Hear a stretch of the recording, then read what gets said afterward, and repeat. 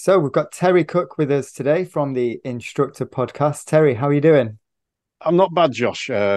Slightly feel odd being on the other end of this conversation because normally, as you mentioned, the podcast, I'm the one on your side, if you like. But it is good to be here on your podcast slash YouTube channel. Yeah, we can call it podcast, video, whatever you want to call it, but Not a podcast. we'll call it the Mirror Signal, not a podcast then, Sounds good to me. with guest the Instructor podcast, Terry Cook. Do you know what it is, right? The podcast thing. You know how you get, and this genuinely annoys me. You know, you get the instructors that kick off when you refer to it as a minor, not a driver fault. That's what I'm like with podcasts. I don't care about the minor driver fault thing, but you call it a podcast when it's not. It doesn't have an RSS feed, Josh. Needs an I've RSS heard feed to be rumors a of podcast. these RSS feeds. Really simple syndication, and I only found out the other day. I thought it was something more complicated, but really simple syndication. But yes, the podcast thing is like a minor to one of those instructors. Genuinely, I'm not that bothered. It just amuses me. I'm gonna reference a few minors maybe over the next few not podcast episodes just for you. Excellent. So how are you feeling after yesterday anyway? The Meganar, what an event that was. I regret none of it. Um, I regret most of it. It was good. Really enjoyed it. It's tiring. It does take it out of you hosting, like, well, not just hosting, creating and organizing and arranging that a 3 hour event, and try to keep it all on track. And then you're balancing the chat with getting the guests on, especially when, you know, I love Bob.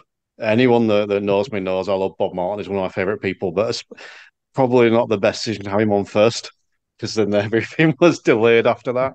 But bouncing all that out, great fun, loved it. Definitely not complaining. However, I then couldn't sleep because I was then on a high and sprightly, but then decided to wake up at 5 a.m. unintentionally, and then decided to go to the gym, which probably not the best idea. But now I'm aching and tired and grumpy. So you're in for a right treat today. I cannot wait for this one. Let's hope you can stay awake through it. And I will try and not keep you for the 3.5 hours that you was taken to last night. But a quick plug for that. I believe you're putting some of the footage on your YouTube channel, which will probably be out when this goes out. Yeah, so originally it was broadcast into a private Facebook group for anyone that wanted to join, and that was left open for a few days. But I'm a big believer in, you watch your stuff live, it's available, then it's gone. I do stick to that with some stuff because otherwise you're what's the word I'm looking for? Devaluing Value. it. Yeah, a little bit. I think that so it's there for a few days and taken down. I think it will wind up in my premium content eventually. Everything winds up there, but yeah, I am in the process of editing down that 3.5 hour footage into hopefully about an hour long video, which I will then put on the YouTube channel, which will be, fingers crossed, available to watch by the time this goes out. So if you're watching this, finish watching this video, then go check out that one. Yeah, it was I say 3.5 hours, loads of great content. I sat through most of it and it was, yeah, all of it really useful, really good. So make sure you do head over to the Instructor Podcast YouTube channel. Once you've finished watching this one and check out the videos that are on there as well. But we move on to what we're going to cover today. So we're going to go through some resources for ADIs, PDIs, Terry's recommendations, top 10 resources. I believe you've got a list that you're willing to share with us, and hopefully I can learn some stuff from it as well. Imagine if the answer was no, I haven't. Then we're But just going to have to talk. yeah, the, the thing I'll say, you said top 10. I have not ranked it because as much as I don't mind getting under some people's skin, I'm not willing to rank a top 10 and have people bicker over where they were in the order. So it is a list of 10, and it is my top 10 recommendations, but they're not in order. I'm going to clarify that now. Maybe I'll give one or two in order. But I think the other thing, just before we start, actually, the thing that was interesting with this is I spoke to you a little bit while ago, and I hope I don't butcher this, but when we were talking about what you'd like to do on this podcast, you mentioned about potentially doing some sort of top 10 because it's 10th episode. And I suggested the top 10 resource. And I think you're a bit like, there's 10 resources for instructors. And I think that highlights part of the problem in our industry. And nothing's marketed very well. It's not that it's hard to find, it's just that we don't know it's there. And I think that's really, really telling by that conversation we had. And I'm like, no, this all this stuff. I've got a top 10 with another, I think, seven honourable mentions, and there's still more I could list. And I think that it's easy dismissing it. I think that something I'm proud of and something I believe in is raising us up. And anyone that listens to my podcast will know that I promote everything else I believe in. And I have no problem with losing followers and listeners to go over here if they prefer this, that, and the other. So I'm a big believer in, as lifting others around you as well. That's what I'm looking forward to. I know we've spoke about a few of the things that you was going to mention. Some of them I hadn't come across yet. And I've been away, looked into them. I believe you've now changed a few things as well, which is going to give me more homework to do. Um, and there is a lot I'm interested to find out today. Obviously, we're going to go through what are the resources that you find useful, or a list of some of them, but why they're um, useful, why you think they're up there, so that if anyone's watching this video, maybe they want some specific information on certain areas, so they've got somewhere to go and they know what they're getting as well. Because you can get lost, I think, with everything that goes on social media. It's like, who's doing this? What's going on? People ask questions and they'll get a million different answers. So I think it's going to be good to get your opinion on the things that make the list. That's not saying they're the best in the industry, but having a view from someone that's understanding it, so that people can go and find what they want and go and follow other people. Head over to the other YouTube channels, the whatever's going on out there, and let's improve our road safety, instructor knowledge, coaching skills, anything you want to call it, apart from today, I assume, standards check part 3. Let's just develop as instructors, and improve what we're doing. And I feel like I should clarify a couple of things. So, I mean, first of all, my mind gets changed on stuff all the time. I go into episodes, and if you listen to the most recent episode of the Green Room that I do, I started that show not knowing what we are going to talk about because I changed my mind that much going into it. This list could change during the show, so there's a I'm chance for that. I'm up for that. And the tagline is going to be top 10 resources for ADIs. Get that clickbait in there. But you can change it. We won't remove any once you've said them. I'll edit that bit out for you.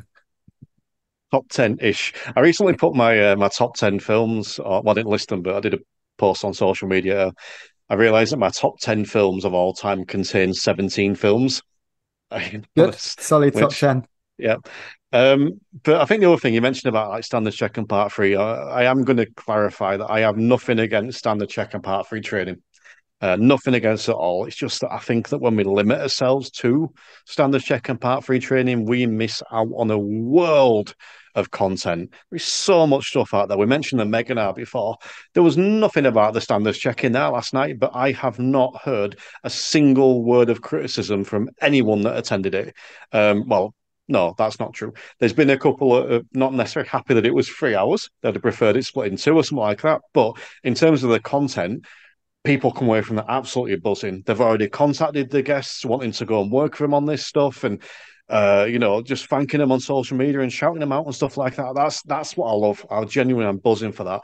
But no one's contacted anyone for standards check training. And again, I'm not saying don't. It is part of our industry. It needs to be there. But there's so much more. And so much more stuff like that that's fun as well.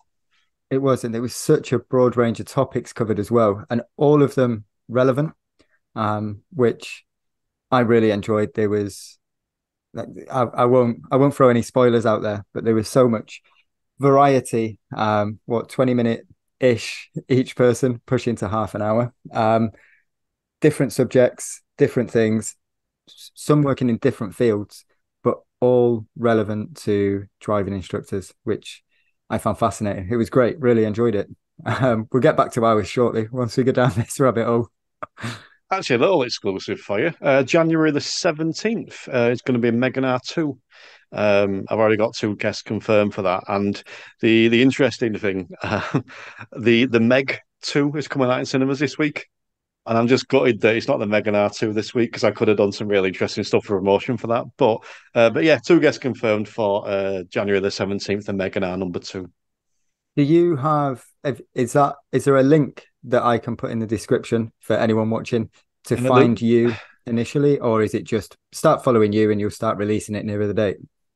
Probably. I mean, if it's specifically the Megan are interesting, sign up to the Instructor Podcast newsletter. You can put that link in there or head to the website, whatever, but sign up Yeah. there because you're guaranteed to get the updates there. You're not Yeah. relying on going and looking on social media. You will get the updates. I'll mention it now and again, but I probably won't start promoting it properly until December. But it will be up there. Sign up to his newsletter, get all the latest info from the Instructor Podcast. We'll put that in the description for you and we can go from there. Um, but yeah, it was good. We're gonna try and bring it back on track now. Um, but that's what I like, and I think what I'm trying not exactly what you're doing with the Meganar, but highlighting different people doing different things, and I think it all helps us, which is really good. So let's get kicked off then. Let's have one of your resources that have made it in the top 10 to 17 ish, not in order.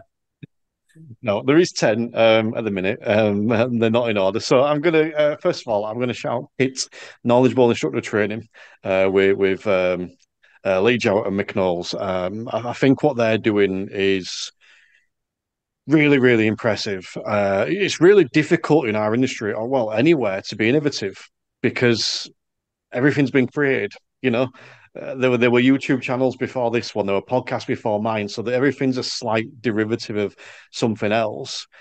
I do think they're being quite innovative in what they're doing and how they're doing and how they're developing. And I think that they're two really, really knowledgeable people. They're two really passionate people that believe in not only developing good instructors, but developing good, safe drivers as well. You know, some of the content they put out recently about some road safety organizations being reluctant to work with driving instructors because of the reputation we've got. I can vouch for that. You know, the only reason Project Edward work with me is because of the podcast stuff, not because of the instructor stuff. I get that almost like as a bonus because I'm doing this. And for those that don't know, Project Edward is a road charity every day without a road death. So I love the passion and the drive behind them, the variety of things they do. So they initially started off with the podcast, which I think was the Did podcast, then changed to Kit as it is now. They got the free magazine, the eMag they do monthly. So they've got these two really, really good free resources. And then they've got the paid stuff on top of that, like the workshops, the online courses. I know they've got one-to-one Zoom training they do. And I think they're even doing some in-car stuff now, which is a little bit different.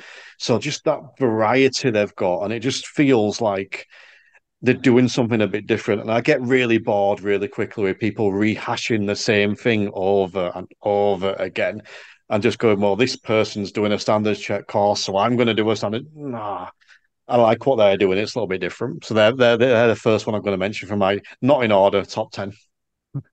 Yeah, they've some of their I don't know how many groups they've got or pages, but there's loads of useful content that goes out on them as well. I mean, a few of their groups spoke to both of them through the podcast or YouTube channel, whatever we're going to call it for tonight. But yeah, so head over to their Facebook group, whatever you're using. Loads of good stuff on there. I've I'm learning a lot from what they're putting out, and they're both quite active on social media as well, which I think is good. When there's as we see, there's debates on questions and everything else, and it's interesting to see when it's the rules that are put out rather than opinion, which I think is good. So yeah, they're a good one. I've seen what they're doing, and I like it. I enjoy it. Maybe a little spoiler that we might have Lee coming on soon in a few weeks. When that gets released after this one, who knows? But yeah, it's interesting. Anything else to add with them that? I'm going to ask, was Mick your first guest as well? He was Oh no, he guest wasn't, was he? two or Yeah, three. yeah. I think for a YouTube channel and for a following, he probably should have been just to get something out there. But no, it was one of my friends who I trained with and qualified with. But yeah, Mick was one of the first ones. So if you're going back through the videos, he was on talking um, about understanding the part three and coaching and training. I think it's been a long time since then. It's been at least 7 weeks. They're all merging into one now. It's difficult. I mean, you said anything else. I think the thing I'll mention is I'm a big believer in paying for services. I really do believe that because from my own experience, when you invest something into a product, a person, a service, you're more likely to follow up in it because you've actually invested in it. When if you're getting something for free, often you give up. You know, it's if someone paid for this video, they're watching till the end. You know what I mean? If they've just decided to flick on, then they may not because they've less skin in the game, if you like. So I'm a big believer in that, but I'm also a big believer in giving stuff away. In doing stuff for free, and then you look at what they do with the podcast and the magazine they do monthly. I think that's brilliant, and I think it's a great way that someone could go. I'm looking for some, for example, standards check training. I'm going to go listen to this podcast, read this newsletter, read this magazine, see what's what, and then they go, "Oh, not for me," or they go, "Oh, actually, I like the cut of these guys. I'm going to go with these." Great way to find out if you like someone, and great way to decide if you're going to invest your money in those people. So I love that they've got the free resources backed up by, you know, higher quality. Maybe that's the wrong word, but premium type product. Yeah, more personal product that they've got, like the Zooms and the in-car training and the workshops that they're doing. It's good.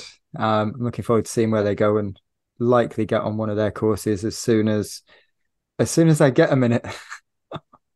They are on my list for next year. I mean, I must admit, I've only embraced the magazine and the podcast. I've not invested in them yet. There's reasons for that. I will be probably next year. Good one to kick off with then. The knowledgeable instructor trainers, I believe, Yeah, kit. yeah, spelt wrong.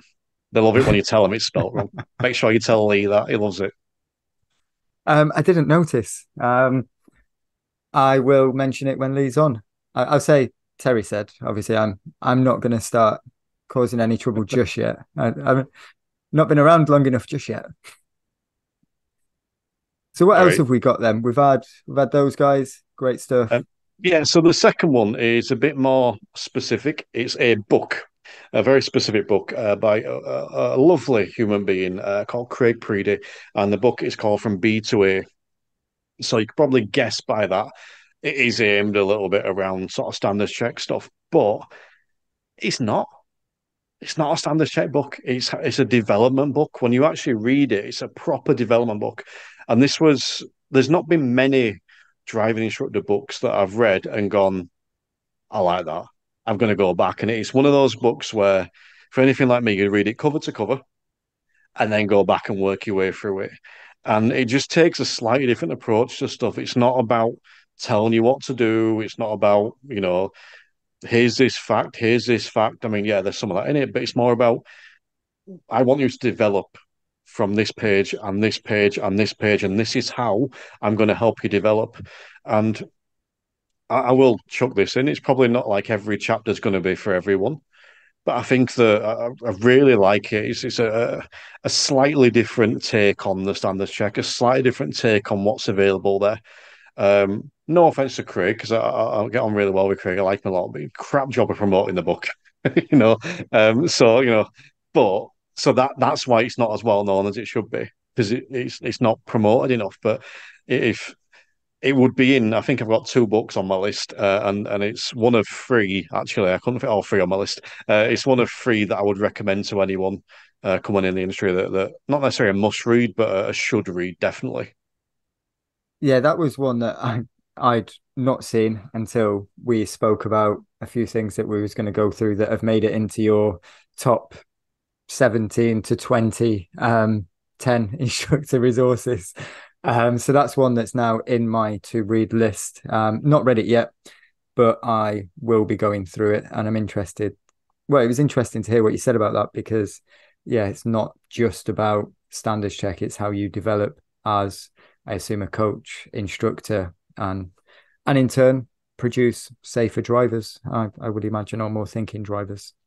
100%. And it's one of those books. If you're precious about your books, buy two because you want to scribble in one as you're going through. It's the book you need to write in as you go. And if, I'm demonstrating what scribbling looks like, obviously. I can do that on a video like YouTube, not an actual podcast. Um, but In case the people didn't know what writing was. exactly. This is the great thing about when I do my podcast, no one can see me looking like an idiot. But yeah, get a buy two so you've got a pen so you can scribble in one if you're precious about your books. If you're not, you obviously will need one. But yeah, I would highly recommend that to anyone coming into the industry and anyone in it because it did help me look at things a little bit differently as well. Good. That's on my list. What I'll maybe do, I'm probably going to reference it a few times, but if you know the guys that you're linking to, we can look to put a link in the description as well. So it's easy enough to find, but I did find from B2A on Amazon, fairly easy. So there we go. Another one that you can read through at your leisure. So I'll come on Where are to we my going next one. next? And I've changed my mind on this about 17 times. No, I did change my mind though, because initially I was going to talk about the DITC, which is Driver, Instructor, and Trainers Collective. And I'm like, no, I'm not going to recommend the DITC. I'm going to recommend a person, and that person is Chris Benstead, because he's more than the DITC. Now, he founded the DITC alongside Ian Brett. So, there's two of them that found the DITC. But I think with Chris Benstead, you get more than that. You get the solutions coach, you get theory test explained, you get children's book author, which, maybe not necessarily what we need, although in some cases perhaps do. But you get all that. You get the grade A course, which he does. That's a standards check course. So you get all this stuff that comes with Chris, and you get one of the most helpful people I've ever come across. And the guy that gets probably more sick than anyone else online, but will happily help anyone else more than anyone else does. I see a lot of people criticizing him, and can I swear on this show? Yeah, go for it. And I just think, fuck off. Just, just, he's literally just helping people. That's what he's doing. Go screw yourselves. And I get quite defensive of him sometimes. But and look, the interesting thing about Chris, what you'll probably find if you went back and look at the stats for this show, when I mentioned Chris, you'll see your numbers plummet a little bit because people will turn off from this. Maybe I should have left Chris till number 10. But yeah, you'll Is now a bad time to say that he might be on next week when this one gets released? he's a sort of guy, he'll either blow your numbers up or drop them down massively. But I love him to death, and I think that he's ridiculously helpful. He's the sort of person that if you'd never met him and never spoke to him, but someone recommended him, you could ring him and he'll have a 2-hour conversation with you to put you on the right path. And then say, if you want any more, well, I'll have to charge you. And then that person will then complain that Chris is trying to charge him for more. But that's what I like. But yeah, it's the DITC is a wonderful resource. Theory Test Explained is superb for your students. He's got a brilliant mind for not just driving in school business, but primarily driving school business. His grade A course is superb. You can find him on the Green Room, where he's a regular contributor over there on my podcast, and say contributor, whatever. But yeah, so he would be my number three, Chris Benstead, as a human and I don't know, business collector, hat wearer of many. Yeah, he's got a lot going on. I had a really interesting conversation with him. And theory test is something that I've been struggling with my students. And you'll see this if you tune into the next episode. But Chris Benstead is where I'll be sending my students. I struggle with it, and students that don't know where to go for the theory. But check out Chris Benstead. I believe he's got a website that you can find him on as well, hasn't he? Where you can link into all the different things, or head to the DITC, and I think you'll find him through there as well. Yep. I'll just message him. He likes that. And, it's where I send my learners. I do a lot of theory stuff in car, but the ones that want it outside of lessons, I simply don't have time for. And not in like a rude way to him. It's like, cannot fit anymore into my calendar.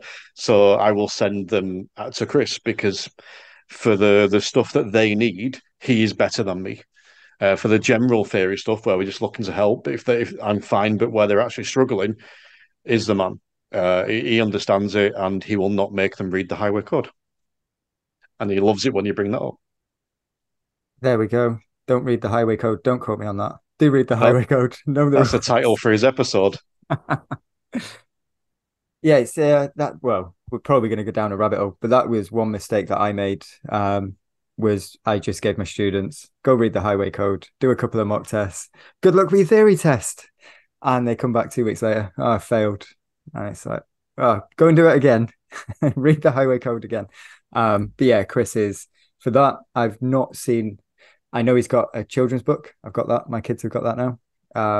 But the business side of it and everything else that he's got going on, not yet tapped into that apart from looking into and getting familiar with the DITC and what they're doing on there as well. So good to see him making your not top 10 list He's a bit like the A team. If you've got a problem and no one else can solve it, he'll fix it for you and buy his kids' book. and buy his kids' book. Um, Cool.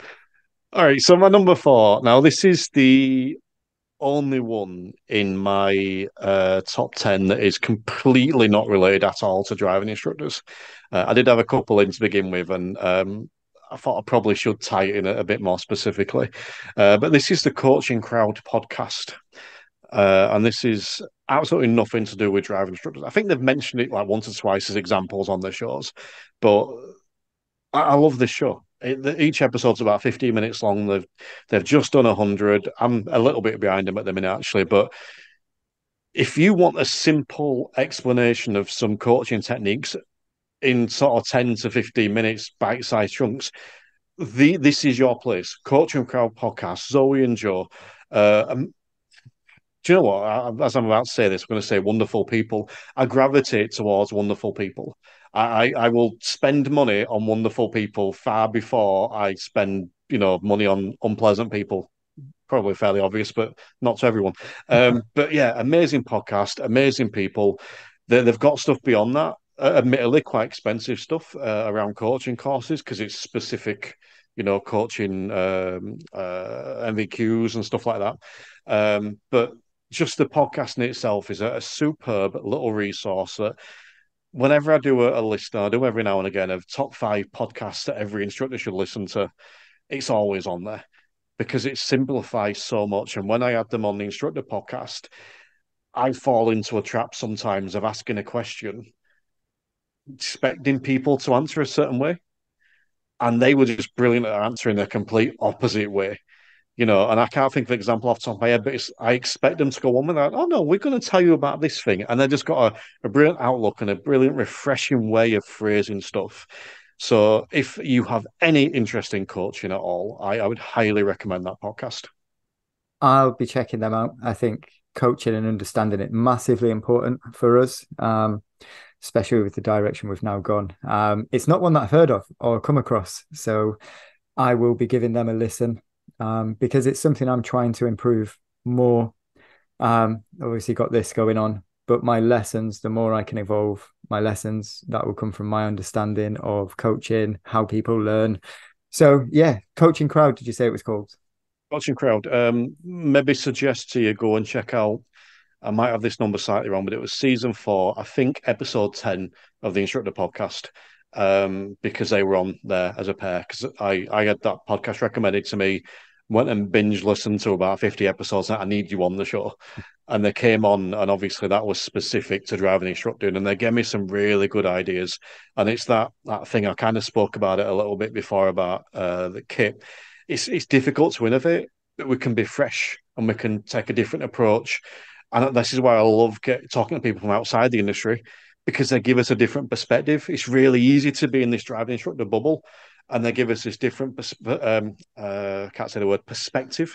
So yeah, potentially check out that one first, then go follow their podcast from there. Cause awesome episode, awesome people, awesome podcast. Definitely. I've not managed to get back through your podcast that far just yet. Working my way through them.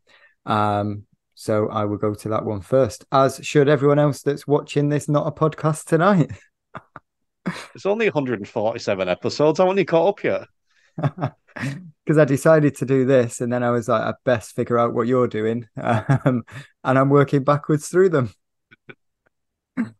All right, shall I move on to number five? Let's get the next one. Right, now these aren't in order, but this is the single best resource, single best CPD resource in the industry, bar none. And I genuinely believe that. Now, admittedly, I'm biased because this is the instructor podcast, but I think that this is a genuine, almost a must-have resource for instructors. Now, that doesn't even mean listening to the podcast, because if you just followed my Facebook page, you would see all these different people that I talk about, not always just on the podcast, but sharing different things in there. So even if you don't listen to podcasts, you will still get ideas of where you can go for your own development. So that's, part of the reason why I say it's the best resource in the industry. Now, I'm not the only one that says that. I'm not talking about this to plug it. It's a genuine belief. As I kind of said it flippantly, but 147 episodes, or 130 hours altogether, and I've had all these people on. And the single best thing about that podcast that still pleases me to this day is when I get either an instructor that's listened or a guest that's been on that contacts me and says, we've listened to this guest, we've gone to work with them, or where the guest says, "Oh, I've had these people contacting me." That's why it was there. And there's so many people that have found awesome people to work with by that podcast, or by the premium content I do, or by the webinar, or by the social media, or the speaking that I do at the expos and stuff like that. And I just think that I know it's a bit self-indulgent to put it on there, but I even if it wasn't mine, it would be in my top 10. And I think that it should be in anyone's top 10. And I really, really try to justify why I put it in here because I realize I feel it's very self-aggrandizing saying that. But, I also believe in honesty and being non-judgmental. And when I look at that podcast, being non-judgmental, in my opinion, it's one of, if not the best CPD resource in the industry. I'd have been disappointed if you'd have come on and it not been in there somewhere. Because you're right, it's there's so much content, and I'm working back through it now, and everything else that you're doing, like the Meganar, the fact you had so many different people delivering over 3.5 hours for free, and the quality of the content as well that was on there was unbelievable. The people you had on, it was really good. I hope people can find whatever it is you clip it down to or where it goes onto your premium stuff and get something out of it. But yeah, what you're doing is really good. And it's a real podcast as well. What more could people want? I mean, I do want to chip in here, and I appreciate the compliment, by the way, but in no way am I meaning what I'm doing. I'm referring to the people that are on it. Because you've just said there, the quality, the people that come on this podcast are phenomenal. It's like it's a who's who of quality, awesome people that are delivering excellent content from inside and outside the industry. I mentioned the Coaching Crowd podcast. They came on. I've had people from the DVSA come on. I've Chris Spencer, Bob Morton, Lou Walsh. My mind's gone blank, but you name it, they've been on. I immediately think of someone who's not been on now. But yeah, there's just the quality of people and content that they're willing to deliver.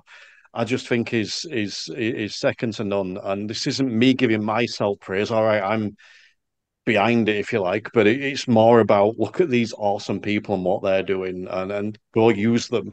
And by all means, if you want more of me, there's a premium content there as well. But that's first and foremost, go and find the people that are awesome on this podcast, see who you want to work with, and go and do it. And I've had people that have gone and worked with the psychotherapists that I've had on. I've had people that have worked with the branding experts that I've got on. Way back on season one, I got G. Sabini Roberts to talk about their queer box content that we're doing. It's about LGBTQ plus awareness and allyship. And because of that, they teamed up with the DITC and instructors got a discount on their course. It's like all this stuff. That's the quality that I'm talking about. Nothing to do with me, everything to do with them. It's yeah, really, really, really good. And well, it wouldn't be happening without you. So you've got to give yourself some credit on what you're doing and everything that goes on in the background. really good. And everyone needs to go and check out your podcast and your YouTube channel so that they can find this quality content as it starts to come out on there. I would agree, but let's not be any more self-indulgent than I need to be. I'll move on Should to we number move on? six. Yeah, and this one is a very specific website, which is client-centered learning. Bob Morton's website, client-centered learning. I signed up to this when it first started because Bob is awesome, and Bob grew himself on YouTube. That's where he got his initial recognition, helped probably thousands of instructors through that, and then started his plan set a learning course through COVID, which I joined on straight away. Been a member since. Loads of really good stuff there around part frig and standards check, but I think where I find it, and you'll notice my theme here, you'll think where I find it most interesting, weirdly, it was the part one stuff. It's like I ignored my driving for years. Now, that's not saying I'm a bad driver, but it's like I kind of put my driving to one side because I assume I'm good at it. But going back to this, it's like I haven't been keeping an eye on that. So just going back and looking at that, yeah, I would highly recommend anyone in the industry goes and sign up for that. It's a monthly subscription, and he's priced it right, actually, not like everyone else in the industry that sells themselves too cheap, but Bob's priced it right. But I would recommend anyone goes checks it out at least for 3 to 6 months. Get what you can from it. You can then always move on and go on to something else and come back if you want. But I would advise everyone go and check it out. And here's a little cheap plug for you. Sign up to the Instructor Podcast Premium. You get a 10 quid a month discount off Bob. So there you go. There we go. First stop, the Instructor Podcast, and then on to client centered learning with Bob Morton. Yeah, What more could they want? I know. Um, let's move on then to number seven, which is my second book. And probably the more I'm looking because I've got it around here somewhere and I can't see it now. Probably the most famous book, or one of the most famous books in our industry, which is Who's in the Driver's Seat by Jed and Claire Wilmot. This was the book that explained to me what client-centered learning meant. Um, I had it in my head from speaking to several ridiculously knowledgeable instructors that client-centered learning meant asking your student what they wanted to do.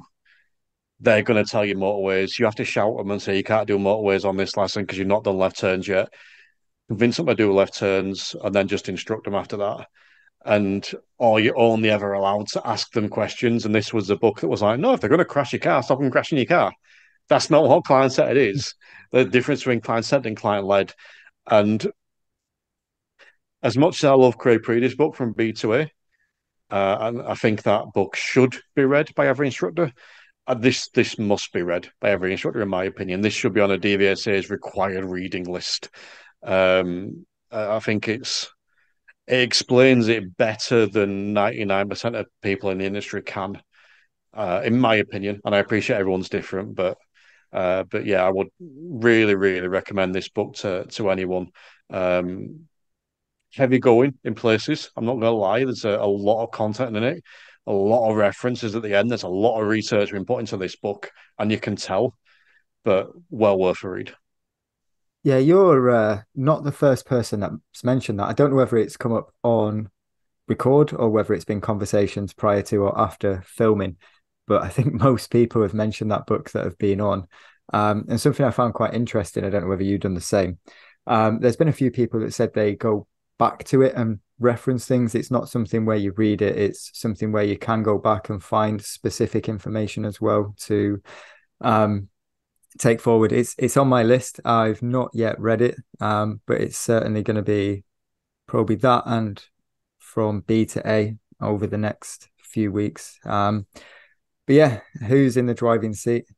Is that something you do with it? Go back to it, revisit it, and use it more, or is it taught you a lot about the coaching and client centered?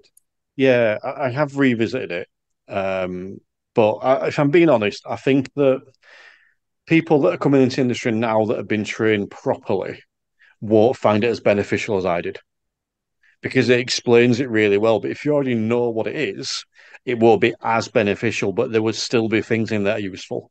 And I think that's the thing, you get yourself to the level of this book that you're going to dip back down again. So then you go back to the book and it'll give you that nudge to keep going back up. It's probably worth rereading every couple of years, I'd say.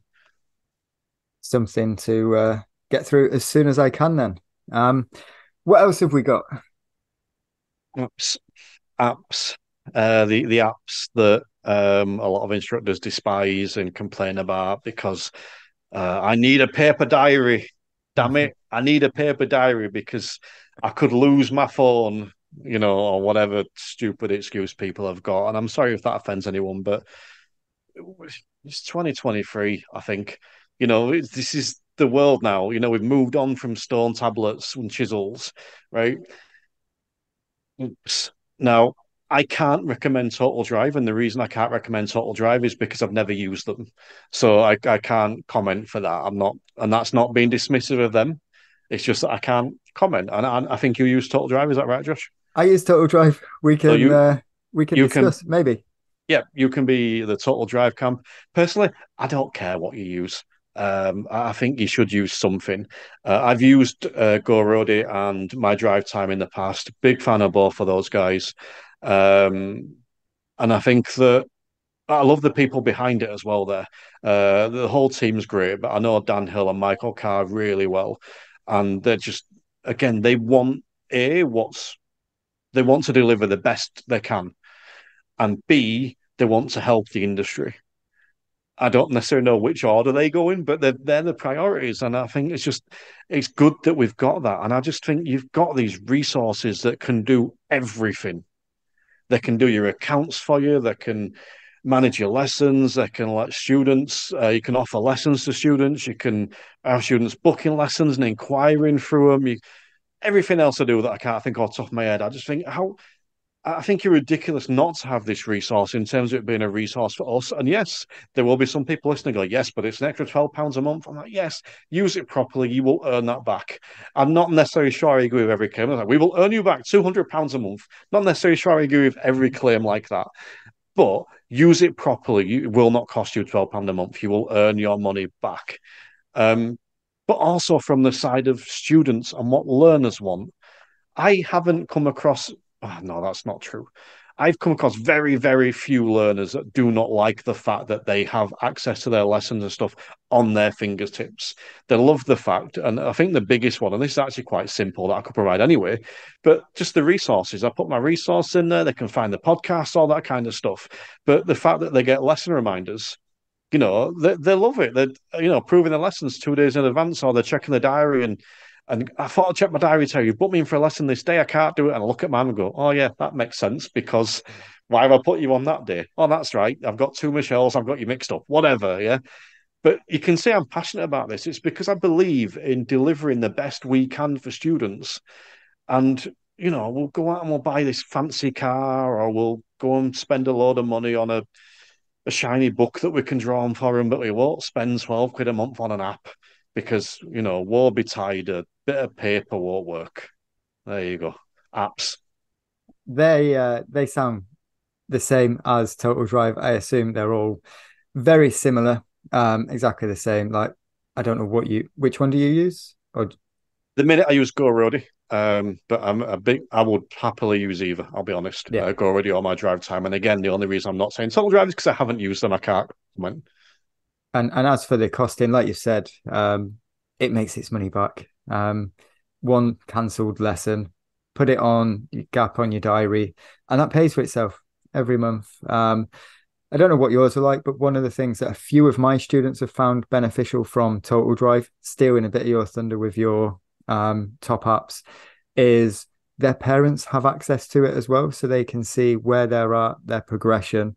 And I have had a few parents comment on this is really good. I know what's going on with because sometimes they don't talk to parents. Parents struggle to get information out of their children, but if they've got access to the app, they can see what's being written, see what's going on the lessons, and they know what's going on, which I didn't realize until parents mentioned it towards the end of their training. Like, yeah, I really got benefit out of this app. For me, it was a way to manage my diary because I couldn't get to grips with Google Calendar and I wasn't using a paper diary. Um, it's a good resource. It's not one I use personally because I think that anyone listening to the podcast know my students tend to be a bit older, around about the 25 to 30 age. So they're doing it independently. And often when I do get someone younger, they're often in the special educational needs side of it. So I'm liaising a lot with their parents anyway. That they'd rather liaise with me than look at the app. So again, but this is the great thing, right? It's not like you get the app and you have to use everything on there. You pick and choose the stuff that's right for you. I mean, I don't use a lot of the accounting stuff, and because I I don't like it, and that's not a slate on the app. It's because I have other things that I have coming in. So to balance my books, I don't want this here and this here. It's like it's easier for me to do it a different way. And I just think that we should be giving students the option, and even if they get a couple of students that don't want to use the app for whatever reason, guess what? They don't have to. You can still use it and put the lessons on there. They can still use a bit of paper. All right, they're not going to get notified, but they're going to be in your diary. And I can't understand why we're not giving our best to students. I don't get it. And look, the other thing I would say is they should be 30 quid a month. I've said it to everyone I speak to about this. This stuff we should be paying 30 quid. The fact that we only pay 12 quid a month is an absolute travesty for them. It This is genuinely getting cut is. out, Terry. We're cutting this bit out. I've said it to them. They refuse to put the prices up. Don't worry. They arguing about it. No one will pay it. I'm like, oh, you'll just have me paying it. But it should be. Look at the quality of service. Any other industry, that's triple or quadruple what we're paying easily. I'd not thought of it like that. But when you take an app that can manage your diary, it can offer lessons, it sends reminders, you can manage your accounts, you can take payment if you want to do that, you can log the training. Yeah, we could go down another rabbit hole. One of my friends, because I don't have a personal trainer, I just turn up to the gym when I can be bothered at the minute. But he had a very similar app for logging his progress, and he was being charged a lot more. But Total Drive, if you're listening, I think your price point is great. I agree. I don't want them to put it up, but they should do. But we undercharge for everything almost everything. I mentioned Bob Morton before. In terms of subscriptions, Bob Morton's the only person in this industry that I've seen. There may be stuff that I haven't seen, so apologies if I've missed anyone. But as far as I'm aware, the only person that charges properly, even for my premium stuff, it's too cheap. But it's because as an industry we undervalue everything. We try and get everything we can for free. And this is where people are turning off, Josh. I apologize because now I'm just criticizing the industry. But it is true. We undervalue everything massively rather than looking to go, how can we be better? How can we develop? We're too guilty of that. Now, again, I shouldn't generalize because there are some truly amazing people in this. Look at yourself, what you're doing. The time you're putting into this and releasing this, you don't get paid for this. This is what you're doing for other people. So, there are people in this industry that want to learn, that want to develop, that want to invest. Go back to the Megan last night, 80 90 people turning up to that to sit through 3 hours of a presentation. Nothing to do with the standards check. These are the guys that want to develop. These are the guys that I want to watch this podcast. And I'm not meaning to belittle anyone, but we undervalue way too much in this industry. There's probably a link to that. And the episode that's going out, I think it's one before this, maybe two before this, is when you have all of these things, it probably you can cover the cost of it by increasing your prices because you've got all the knowledge, you've got all this information, you're networking with all these people, you're offering a more professional service. So you're standing out above the rest of the competition in your area, would be my assumption, the things that I'm learning at the minute and trying to build on. So when you've got all these good things like the apps and you're a member of this and a member of that, it's going to allow people to stand out. Then they can charge a couple more pound on every lesson and it covers the cost of everything that you're getting, is my view that's slowly growing. Yeah, I mean, look, I don't want to go too far down this rabbit hole because, well, let's be fair, we've done 8 so far, so we're making good progress. But the I increase my prices twice a year, and I increase them by a pound usually every time. I do it in January and I do it in sort of July. The January price increase covers December. So when I get to November, December is notorious for people cancelling. So in November, I have a conversation with all of my students, all of them. What can you afford in December? What can we commit to?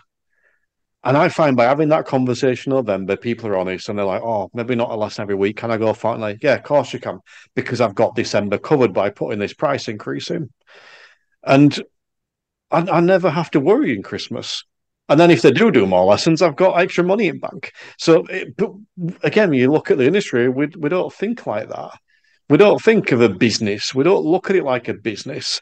And yeah, some people will listen to this and get that idea, for example, and go, oh, that makes sense. And they'll use that idea as a way to kickstart their business.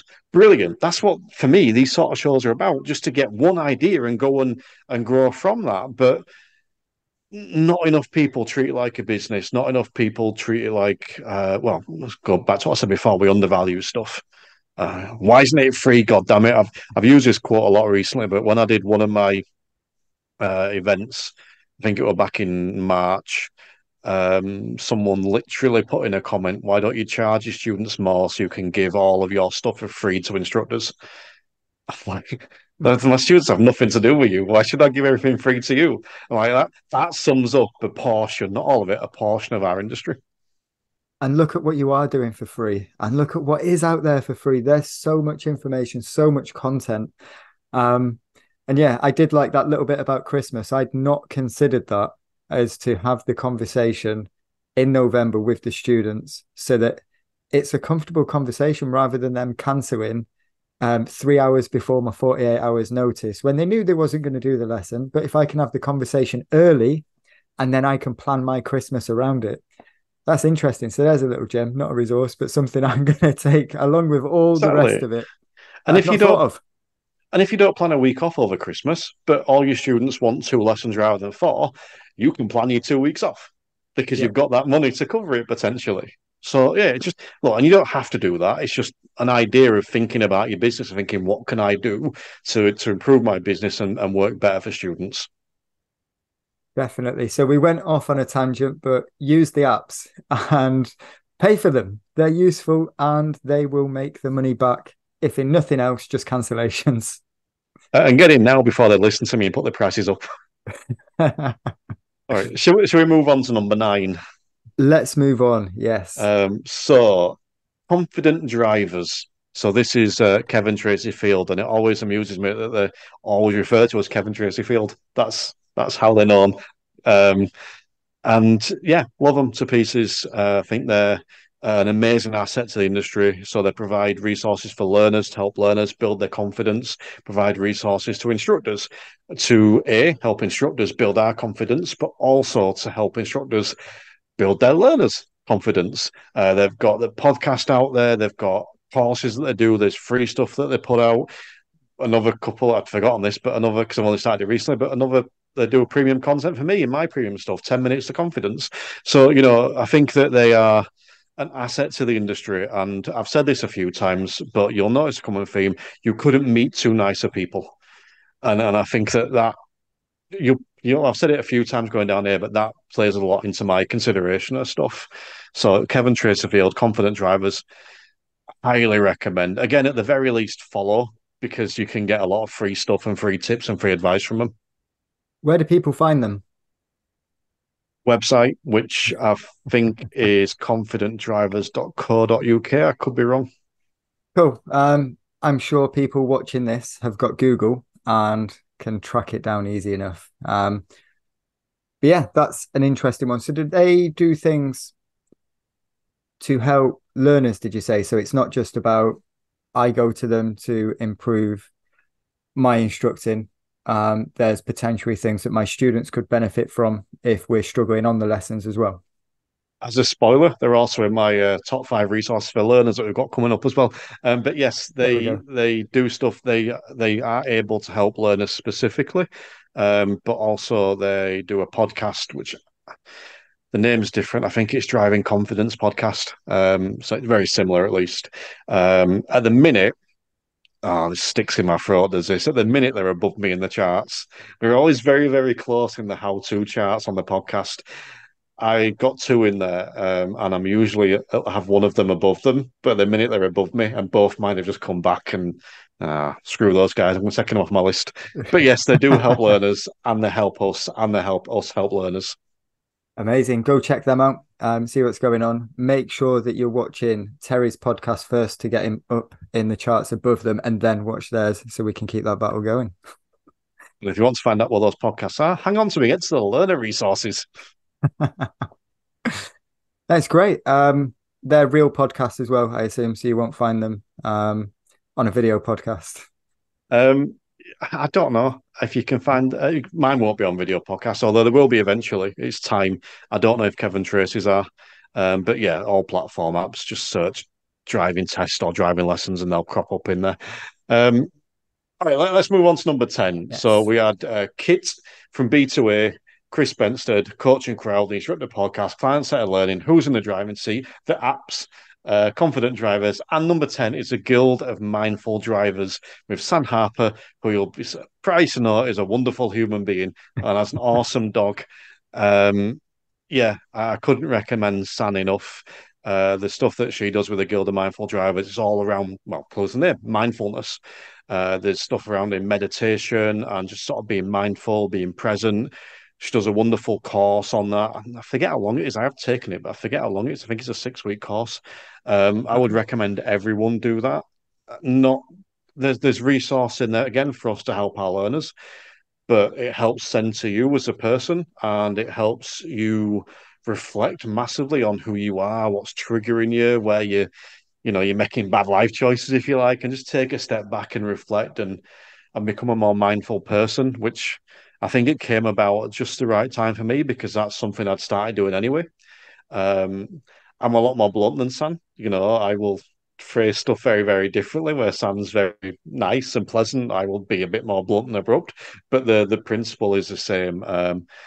The stuff she puts out that's free, just a whole load of stuff for free. Again, all these people do so much for free, including Sam, various workshops and podcast appearances and courses and articles and blogs and all this kind of stuff. So you can find all the free stuff everywhere. But yeah, admittedly, not cheap. She charges correct, but I would highly recommend the mindfulness. I forget the exact title of the course, but the mindfulness course she does. Yeah, mindfulness is something that I'm looking into a lot more at the minute, reading about. So I'm going to be looking into these guys. I did when I saw when we was talking about who you're going to mention and what you're going to mention, had a look. Currently reading through a book about mindfulness. I think the view of it from one side is very much about meditating and but I'm finding now it's more about focus as well and being able to it's not sitting down in a quiet room necessarily. It's being able to focus and hold focus and understanding what's going on in your head so then you can not necessarily deal with it per se is what I'm learning so far, but be aware of what's going on and figure out how to fix it. But I'm finding that fascinating, understanding how my brain's working and why things are happening that are happening. It's now helping me understand my learners and taking me down some rabbit holes in lessons as well because it's not an easy task learning to drive. I I always think of being mindful as being non-judgmental about yourself. It's really easy to have these thoughts and be judgmental because you're feeling a certain way or acting a certain way. We don't need to be judgmental. We're human. It's about seeing things and going, do I need to change that? I think I'm okay with that. Or do I need to change that? Actually, yeah, that's not pleasant. Let's move on, see what we can do. But I liken it again. This is where I phrase stuff quite blunt. I think of it as someone cuts you up on a driving lesson. You got your learner there. Someone cuts you up on a driving lesson. What's your initial response? Well, a lot of instructors will start kicking off at the person that's cut them up. Who needs your attention at that point? It's not the idiot, it's your learner. But who are we giving his attention to? It's that driver. The mindfulness aspect is screw them. I'm looking after my learner. Now, again, Sam Harper will phrase that an awful lot more nice than me. But for me, it's that guy can go stuff himself. I'm looking after this kid next to me that's now panicking because I think they've done something wrong. That's who needs my attention. Then, when we've calmed them down and pulled up, perhaps I need a minute.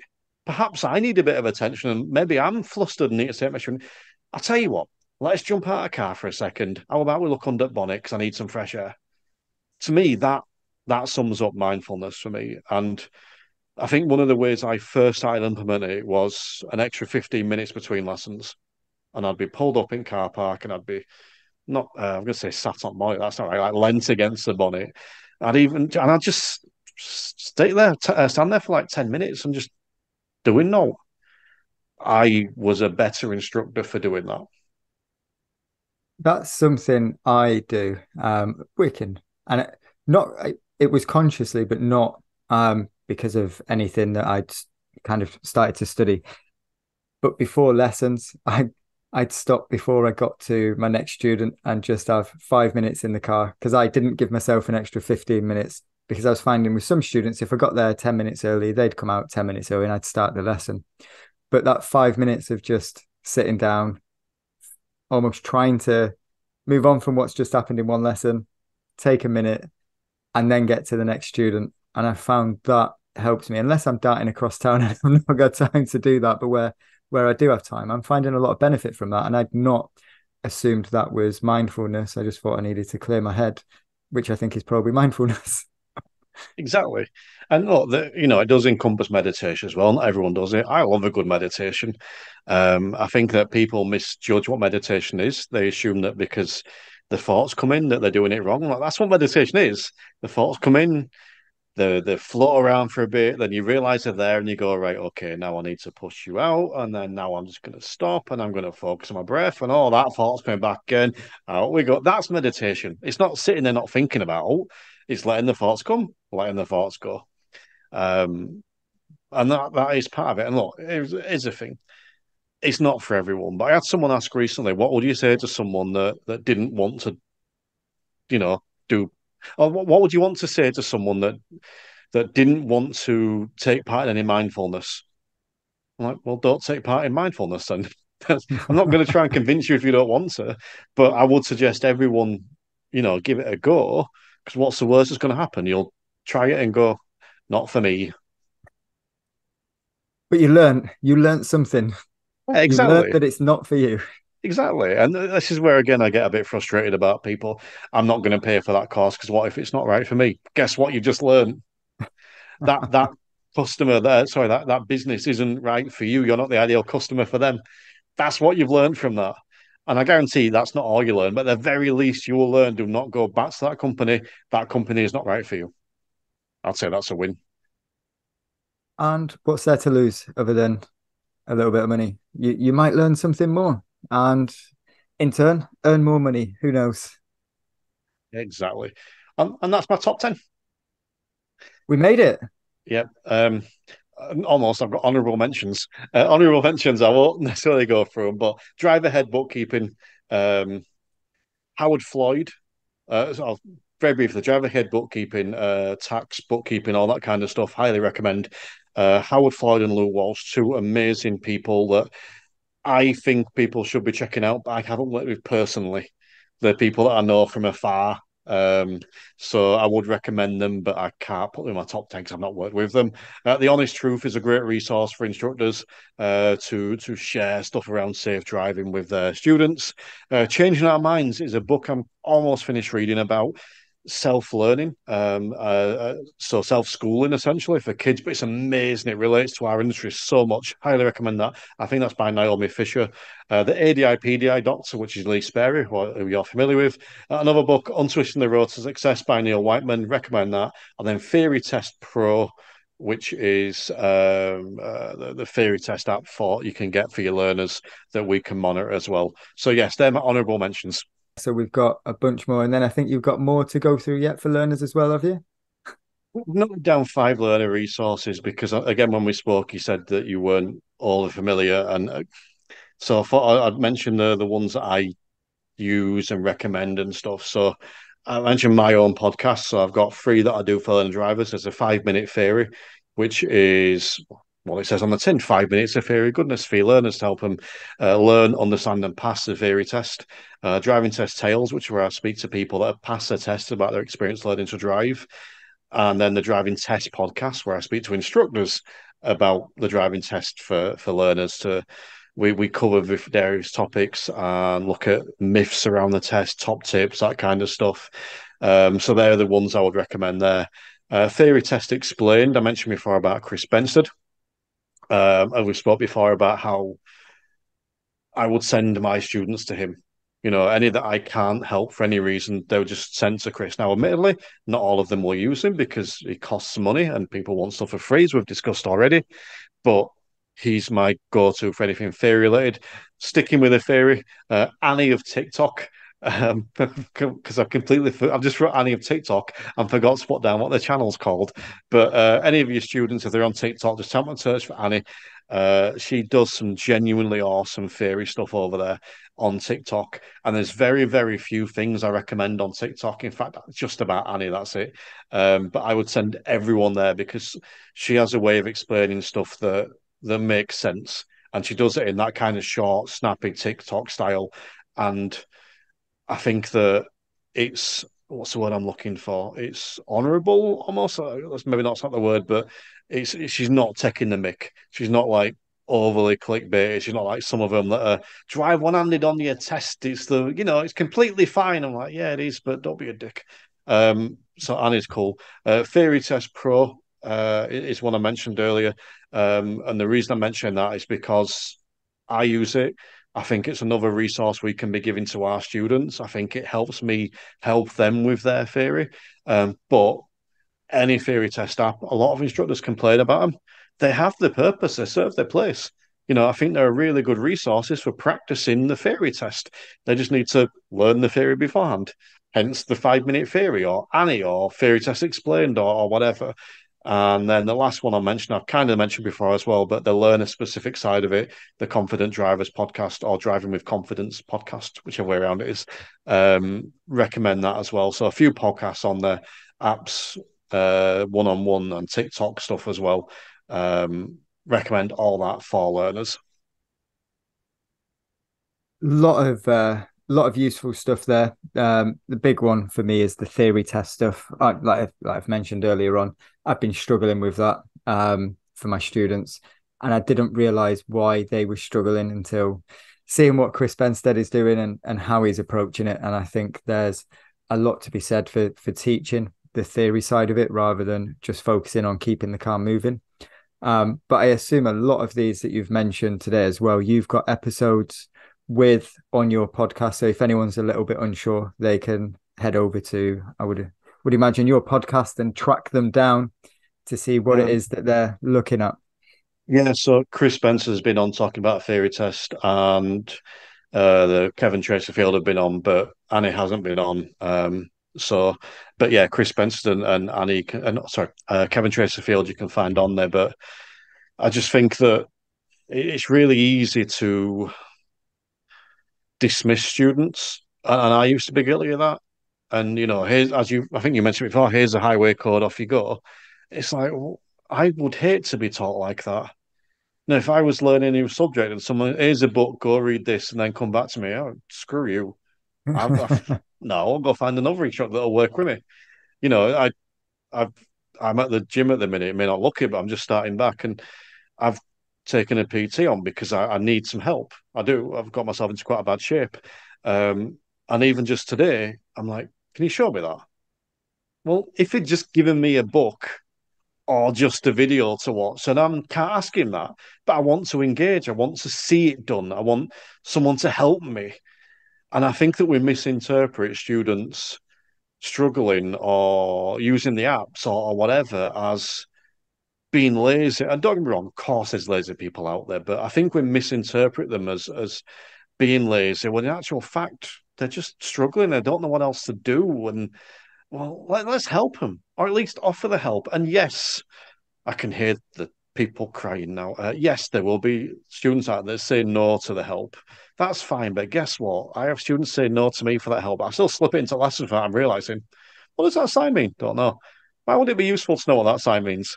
And then you can go from there. And often they'll have that conversation without realizing. But if you say, do you want to do some theory today? Well, sometimes say no. But if you drop it in, they'll, do you want to talk about traffic signs? Yeah, all right. Yeah, it's something that I've overlooked massively, and I couldn't understand why all my students were failing the theory test. And it turns out it's because I wasn't helping them with the theory test, other than here's the highway code. Um, Asking them if they had an app to practice their mock test on. They're like, yeah, I've got an app. So, oh, cool. My job's done. Good luck when you take your theory test and question why they fail. So that's something that at the minute I'm quite passionate about, is either helping my students or at least direct them somewhere to someone like Chris Benstead. Or I'm not on TikTok. I don't know how it works. I don't want to go on TikTok. I spend enough time on Facebook and Instagram. I could do without a third social media. But Annie is one that's been mentioned a few times as well. So if you're on TikTok, head over to her and see what she's doing on there. The the only thing I'll say, the final thing I'll say on the highway code, and don't get me wrong, I appreciate this gets some instructors' backs up, and that's fine. I'm not here to offend anyone, but it's the most boring book in the world. Yeah. For a learner, it's the most boring. And yes, we can turn around and say, yeah, but you don't have to learn it. How many people don't read the highway code and pass their theory test? You don't need to learn it, clearly. So rather than force them to read the most boring book, and also, right, they're not going to learn from reading it. A, it's boring, and B, they'll forget half of it. But if you actually work with them and help them or send them different resources, and I'm just going to use mine as the example because it's there and easy. The 5 minute theory, I think there's about 80 episodes. Well, you're going to learn something from every episode because it's explaining, it's talking you through it, it's explaining why this is the case. And the number of people that have dropped me messages about that and that I've never met, but they've found it and dropped me a message and said, "This has helped me understand this. Thank you." It's not always helping them pass their test, but there's one bit they couldn't get a head round, whether it's what a dual carriageway is or whatever. But just for the way I happen to have explained it to them, it's clicked. Well, guess what? We can do that on lessons as well. And even if we can't, as you said, we can send them to these people or these other resources. We don't have to do it. We can do. We don't have to. We've got these other resources here rather than going, here's one of the most boring books in the world. Go read it, memorize everything, and I'm going to test you when you come back to your next lesson. I'm not going back to the next lesson. Or I take my chances and guess my way through the answers, and then I fail Exactly. my theory test by one. Yes. Wow, what a list. Loads of useful stuff on there that some of it I'd not come across until you sent me over what we was going to discuss, and I've since looked into it. So hopefully people are going to find um some really useful insights there and progress, help them develop with whatever it is they're wanting to improve. Because you've covered a lot of stuff that isn't just being a better instructor, it's potentially going to help with the business or help understand the learners or help understand you or signpost people to specialists that can help them, which was really good. And I'm glad it's gone that way. And obviously, you made it into your top 10 with the instructor podcast, which if you don't go to anywhere else, go to there, listen to the people that he's been talking about on the podcast and see if you want to pursue it because you've got a lot of content, which is good to see. And I'm grateful for you coming talking tonight and discussing it all. It's been it's been really beneficial. I know we've been on quite a while now, and you had a late night last night as well. So I'm sure you're going to have hopefully a fairly chilled weekend, probably editing some Meganar content and everything else that you're spinning at the minute. But what's next for you? Well, that's a big question.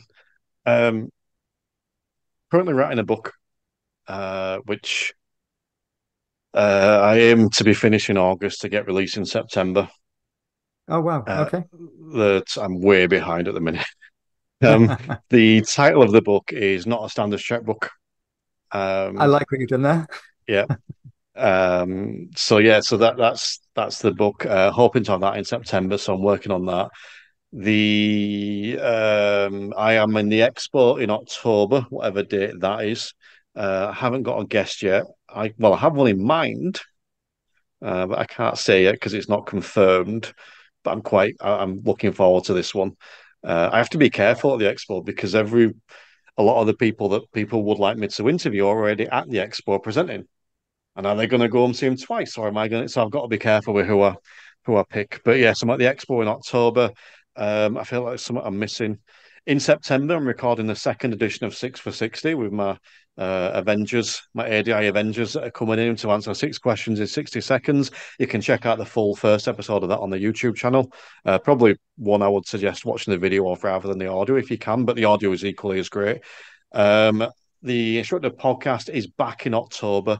It's the 27th, I think it is, the last Sunday in October. We're coming back for season 6 for 10 episodes. Got some awesome stuff lined up for there. I genuinely felt there's something really obvious that I'm missing. So, but no, it's enough. So I've got the book, I've got the expo, I've got the instructor podcast returning, I've got the 6 for 60, and then in January next year, I've got the second Meganar, and then talks are in place for a live event for the instructor podcast next year. It's working out quite exactly what it's going to be because I have some big ideas that I'm Mhm. not necessarily sure are appropriate for the first one. Um, so yeah, so lots of stuff in the pipeline. It's amazing. Keep it up. I'm sure with your live one, however big you want to go, you'll make it work. Go big, risk it all. It's it's tempting. It's tempting. I've got I had Chris Brooker on the podcast again recently, who's a comedian, compare, wrestling promo coach, amazing human, as we've said a few times today. Off air, it's like if you do that live thing, it's I'll help you set that up. I'll come and compare. I'm like, yes, there we go. So I've got my compare sorted already, which is quite cool. And I've got people around me that have done that stuff like this before. The Yeah, it's going to be interesting because it's just me. So, and I'm not meaning this to belittle anyone else, I promise, and I hope it doesn't come across that way. But for example, the Intelligent Instructor Expo, that's a business, that's a company running this thing, and they put an awful lot of work into it. It's just me. I'm not in a position to do that. Even like with the Meganar, that's been arranged myself. It's been hosting myself. I'm not in a position where I can hire someone to come and look after the back end of it while I host it, or vice versa. It's just me, and it takes a lot out of you, but that's not a complaint. I'm loving it, and I think that with the changes to the podcast and the premium content that I've done recently, um, it's actually making it easier for me. And I should mention that actually, loads of premium stuff coming up. We've got a live session with Neil Whiteman in November. Sorry, not November. What month are we in? August. Live session in August with Neil Whiteman on safeguarding. I think September is Ray Seagrave. Rapport. I've got Phil Cowley coming up to do a session on questioning techniques. And I've got Nick Smith coming to do a session about building your own website. So loads of cool stuff coming up on the premium content as well. Get yourselves over there. Anything else to add? We've covered a broad spectrum tonight. It's been fascinating. And I really appreciate your time. Anywhere, anything else that you want to add in? The only thing I think I'll finish on is that list that I've run through isn't exclusive. There is more out there. Mm. That's what I like. You know, there's other stuff that isn't for me, but that doesn't mean it's not for anyone else. So even with that list, which I think I've wound up listing about 17, 18 things, um, go and search, do some digging. Don't be afraid to invest in yourself. When you pay someone else for this stuff, you are not investing in them, you are investing in you. Do not be afraid to invest in yourself because why aren't you worth that? As someone put it to me about going to the gym recently, the gym I wanted to go to, £60 a month, is saying, Terry, are you honestly telling me your physical health is not worth £15 a week? Like, I can't really argue with that, can I? And no, is the answer. Of course, I'm worth £15 a week. I'm worth more than that. That's why I then went and got a PT, which I actually can't afford. But I'm hoping that my physical health is worth it. But you get my point. Do not be afraid to invest in yourself.